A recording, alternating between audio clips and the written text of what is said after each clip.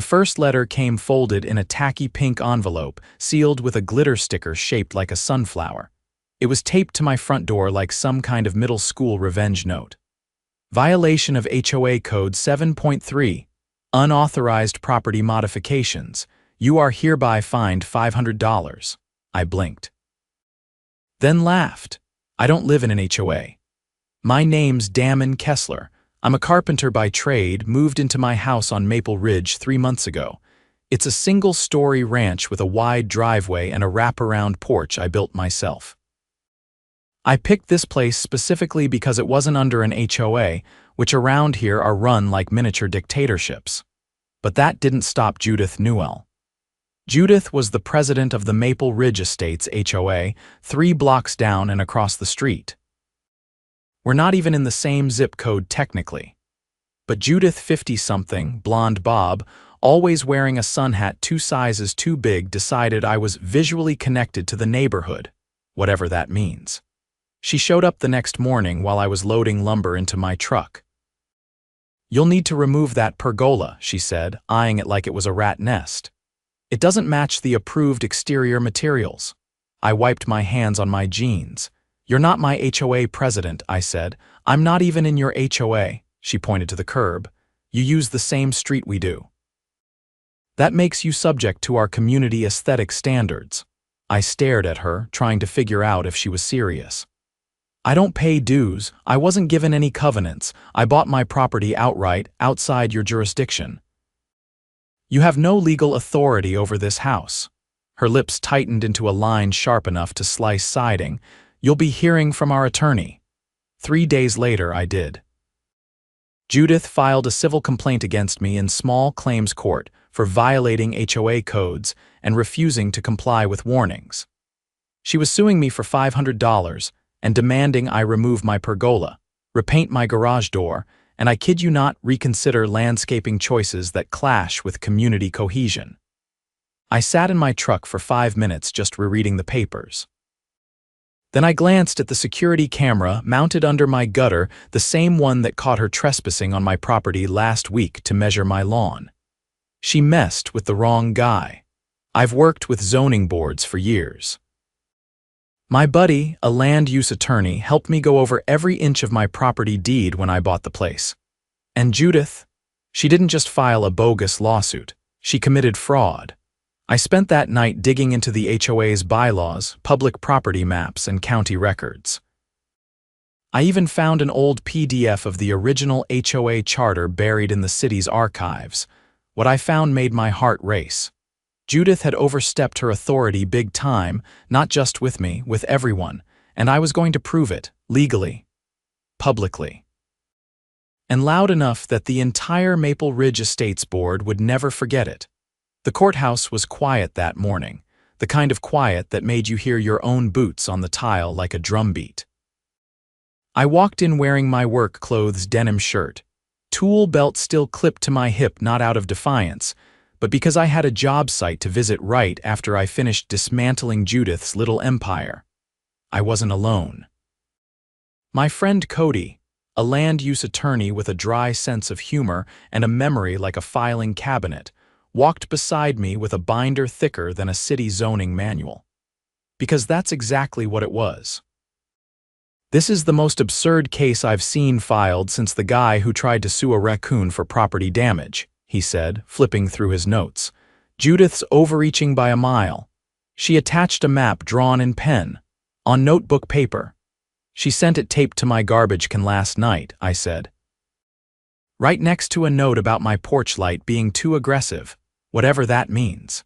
The clerk called our case. We stepped into the hearing room. It was small, bare walls, 2 rows of benches, and a judge who looked like he'd rather be anywhere else. Judith was already there, seated at the plaintiff's table, surrounded by 2 of her HOA board members.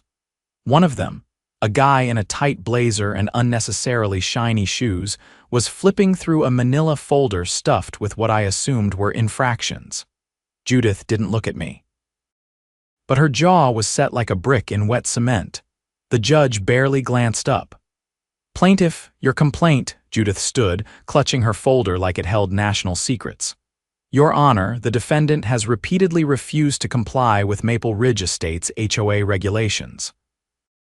His property is visible from our common use areas and therefore negatively impacts our community standards.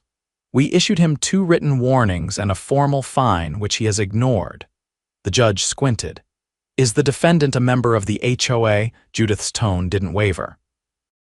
Not formally, but the HOA charter extends conditional authority over properties adjacent to our boundary lines. We believe this creates a legal obligation for external compliance. Cody leaned over and whispered, "She just made that up. That's not a thing." The judge blinked slowly. "You believe that?" Judith nodded.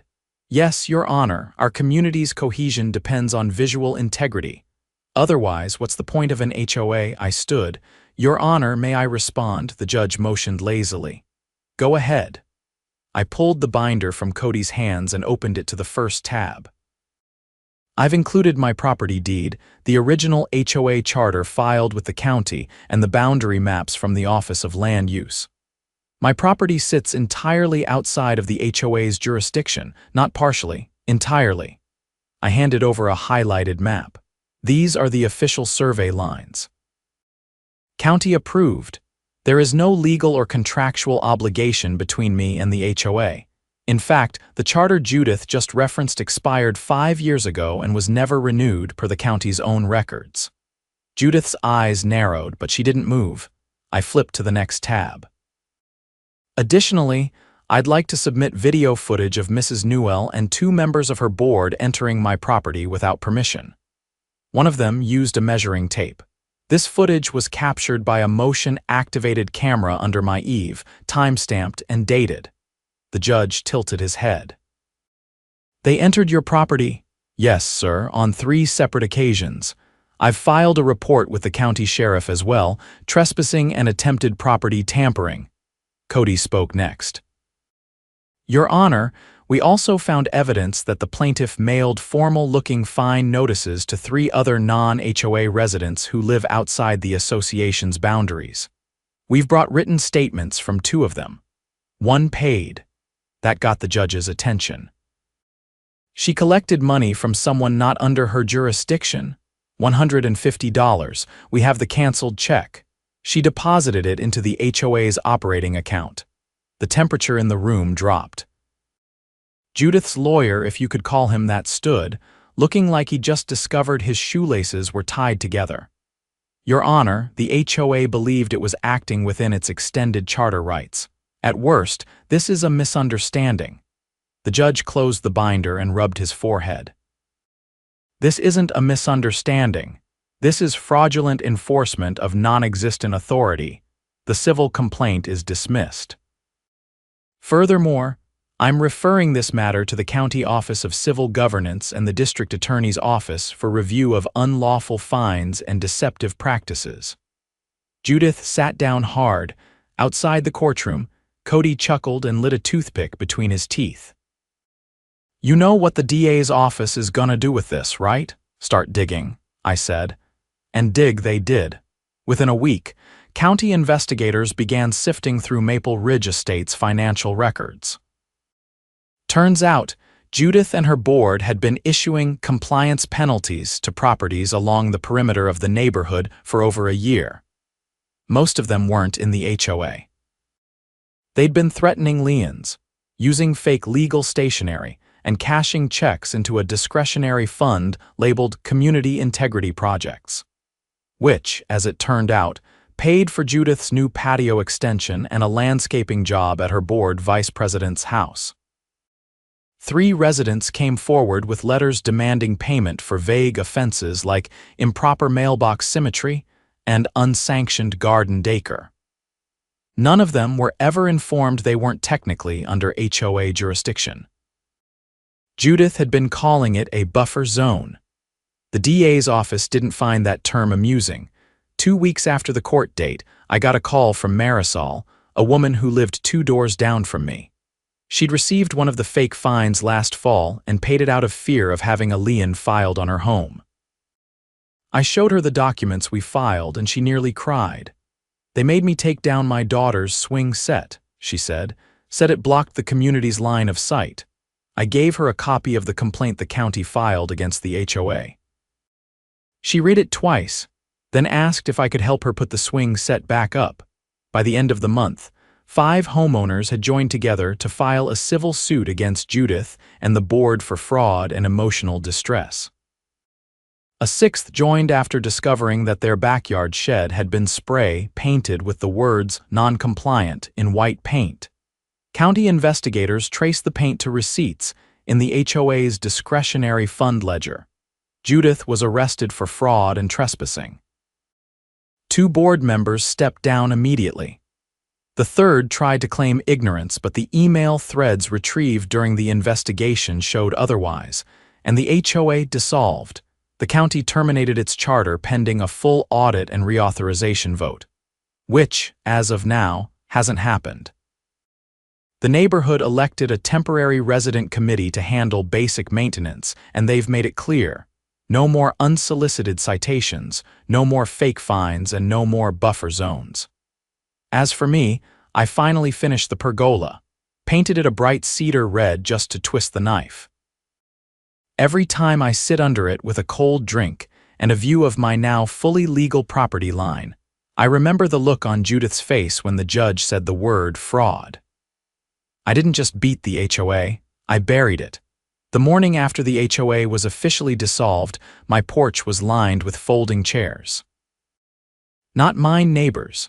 They started showing up around 7, some with coffee, others with lawn chairs and kids in tow.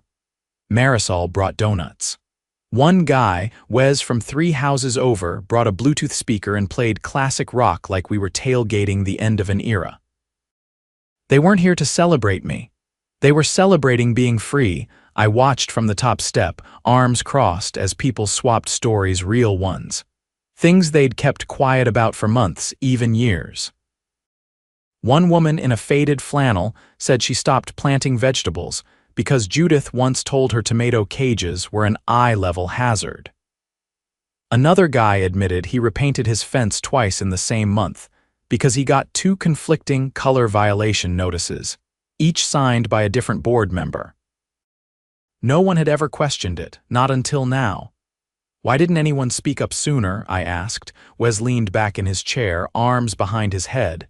Most of us figured it was just easier to go along with it. You were the first one who didn't. I didn't say anything. Just nodded and handed him a bottle of water. Later that afternoon, I got a call from Detective Alton, the county officer assigned to the fraud case. He sounded like he hadn't slept. "We got the preliminary financials," he said. "It's worse than we thought." He didn't pause for drama. Just listed it off, tone flat and clipped. Over 30,000 in unauthorized fines collected from non-members. At least 4 separate home improvement projects billed to the HOA's discretionary fund, each one benefiting a board member personally. There's even an invoice for a private security camera system installed at Judith's house, paid for with HOA dues. I took a breath. What's the next step? There's going to be a formal indictment hearing. We've already served warrants for document seizure. And there's something else. He hesitated just for a second. We found tampered ballots from last year's board election. Someone rigged the vote. That caught me off guard. Why? She was already president. Looks like she lost, but the results were never posted. We found the originals in a locked drawer at the HOA office. She falsified the numbers and shredded the real ones. I stepped off the porch, pacing the edge of my lawn. Can that be prosecuted? It's election fraud. Even if it's not state level, it's still a felony under community governance laws. The DA's office is preparing charges. By the time I hung up, my adrenaline was back. I wasn't done, not even close. That evening, I stopped by the old HOA office, a small space that used to be a community pool supply shed, converted into their administrative hub. The county had already posted a notice on the door, "Closed pending investigation." But the lock was new, industrial grade. And the security camera above the door blinked red. I turned and spotted a familiar figure across the street, standing by a silver SUV. It was Alan, the former treasurer of the board. He looked thinner than I remembered, like the whole mess had aged him 10 years in a week. He saw me and walked over slowly. "I didn't know," he said before I even opened my mouth. "I swear to you, Damon, I didn't know about the money." "Then why didn't you stop the fake fines?" "I thought they were legit. She told us the charter had been extended by a legal review. Said we were just bringing in outliers for the good of the neighborhood." "You didn't check the paperwork." She said it was confidential, that the county hadn't finalized the filing. I studied him. He looked wrecked, not guilty, just broken. "She lied to all of us," he said, voice barely above a whisper. "I quit after she made me sign off on that landscaping budget. I knew it wasn't for the park." I nodded. "You willing to testify?" Without hesitation, he nodded. "Yeah, I've got copies of everything she made me sign. I kept backups. I didn't know who to give them to." I gave him Detective Alton's number and watched him walk back to his SUV with a kind of quiet relief I hadn't seen on anyone involved in this yet. He wasn't a victim, but he wasn't the villain either. 2 days later, I was subpoenaed to testify at a grand jury hearing. I wore the only blazer I owned and brought the original footage from my security cam unedited, time-stamped, backed up 3 different ways. The prosecution team walked me through every detail, from the fake citations to the trespassing. I didn't embellish. I didn't need to. Judith's actions spoke for themselves. The prosecutor, a sharp-eyed woman named Felder, asked one final question before I stepped down. "Why did you decide to fight back?" I thought for a second. "Because someone had to. And I figured if someone was going to peel the paint off this operation, it might as well be a carpenter." The grand jury returned 5 felony counts against Judith: fraud, theft by deception, election tampering, criminal trespass, and misuse of public funds. The judge signed off on an arrest warrant that same day. They picked her up at a golf club in a neighboring county. She was halfway through an iced tea on the patio when they cuffed her. News spread fast. Local outlets picked up the story. HOA president indicted after targeting homes outside jurisdiction. The photo they used was a blurry shot of her being led into a cruiser, sun hat in hand, expression somewhere between disbelief and fury. But the real fallout happened in the community. Property values stabilized. Residents started repainting their homes in whatever color they liked. Marisol got her daughter's swing set back up, and this time she added a tire swing for good measure. Wes built a fire pit out back and started hosting weekend cookouts. People waved more, talked more, trusted more. And the best part? The former HOA board was barred from holding any leadership position in a community organization for 5 years. That was part of the settlement agreement brokered by the county. With Judith gone and her grip broken, the neighborhood didn't fall apart. It got better. One afternoon, about 3 weeks after the indictment, I got a knock on my door. It was a teenager, maybe 16, tall, awkward posture holding a clipboard.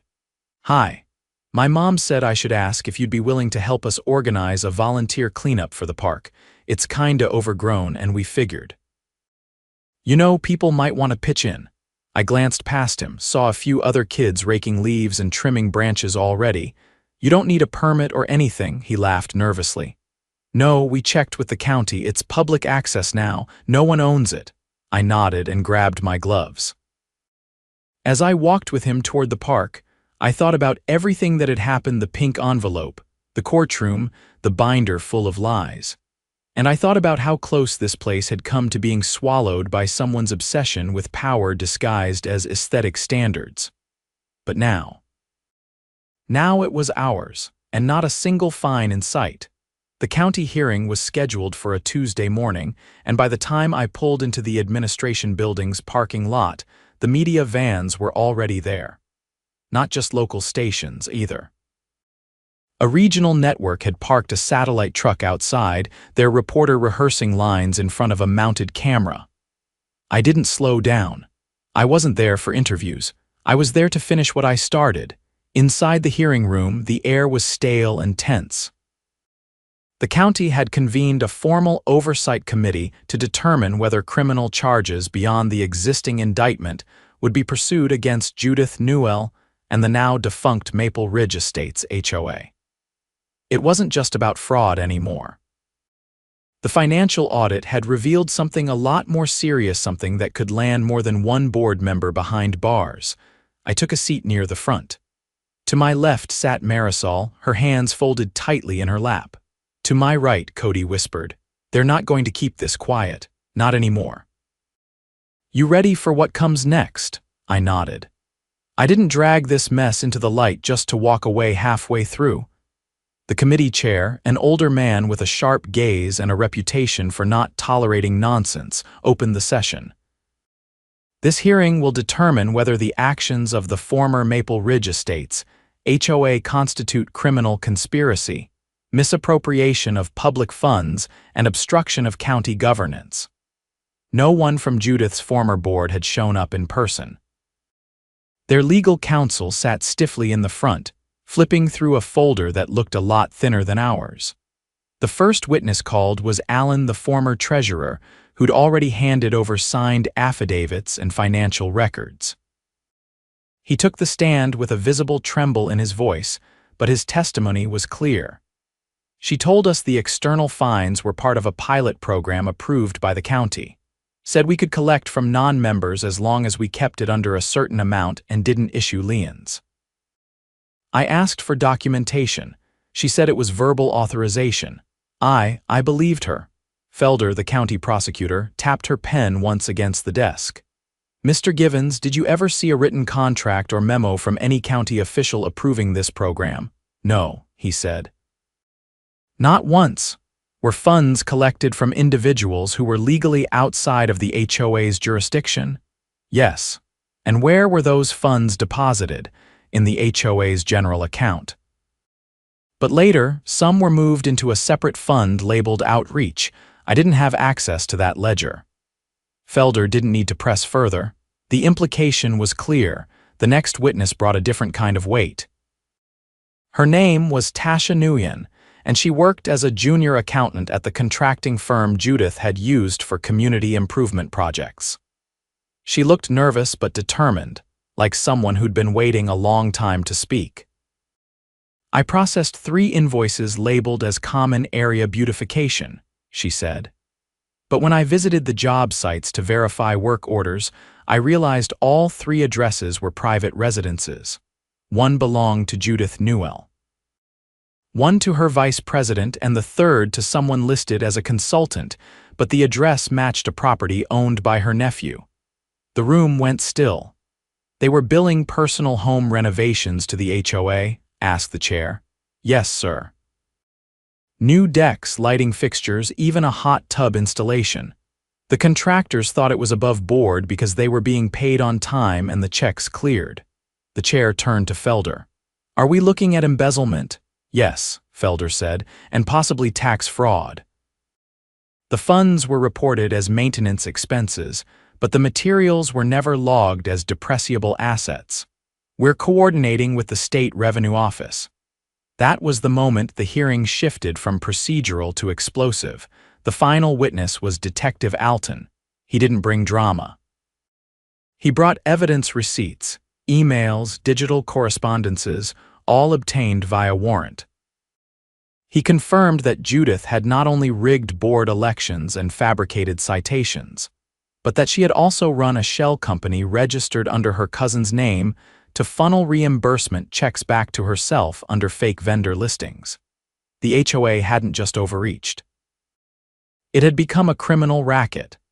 The total estimated misappropriation exceeds $85,000, Alton said. That includes fraudulent fines, misuse of dues, and payments to fictitious contractors. We've confirmed at least 9 homeowners paid fines under threat of legal action. None of them were HOA members. We're pursuing full restitution. When the committee recessed for deliberation, the room buzzed like a storm about to break.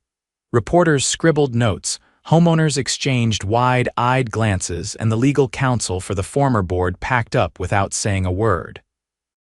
Outside the building, I stood with Cody and Marisol near the steps. She was silent for a long moment, then said, "I didn't think anyone would ever believe us. I thought we'd just keep getting letters until we gave up.